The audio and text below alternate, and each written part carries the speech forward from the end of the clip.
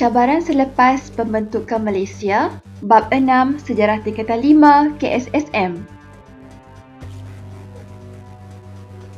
Sinopsis. Pembentukan Malaysia memberikan kesan besar terhadap proses pembinaan negara bangsa. Selepas pembentukan Malaysia, negara menghadapi pelbagai cabaran.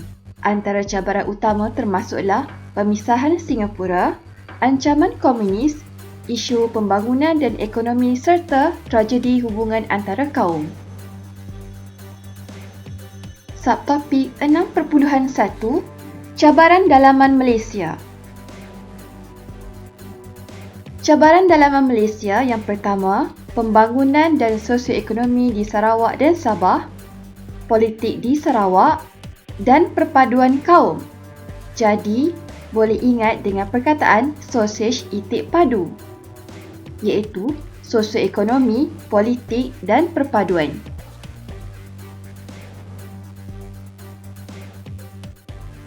Yang pertama, cabaran pembangunan dan sosioekonomi. Mempelbagaikan kegiatan ekonomi. Kerajaan menyusun bidang pekerjaan. Kerajaan mempelbagaikan pertanian komersial.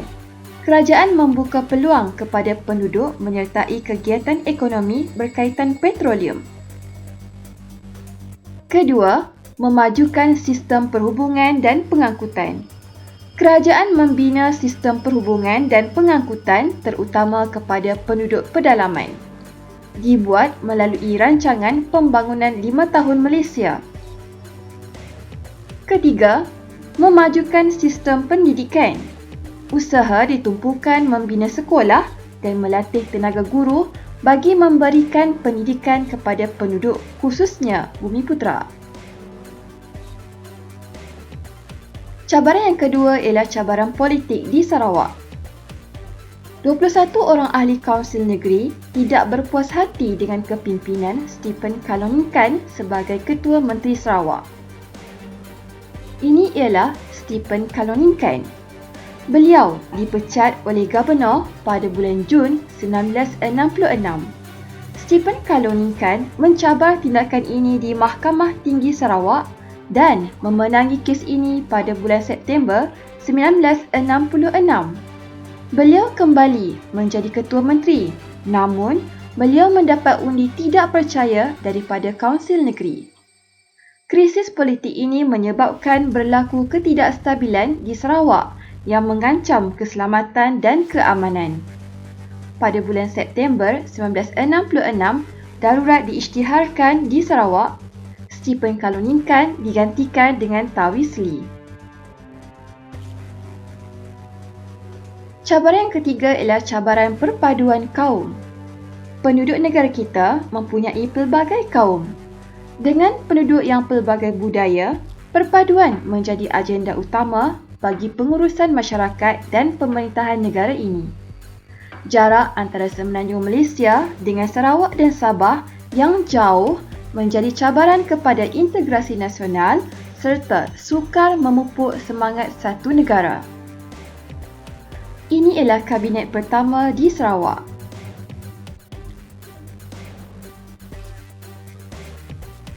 Subtopik 6.2 Pemisahan Singapura.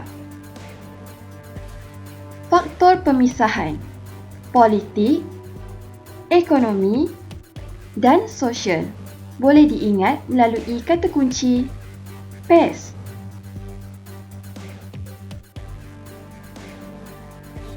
Yang pertama ialah politik. Lee Kuan Yew tidak berpuas hati dengan peranan kerajaan Singapura yang terhad.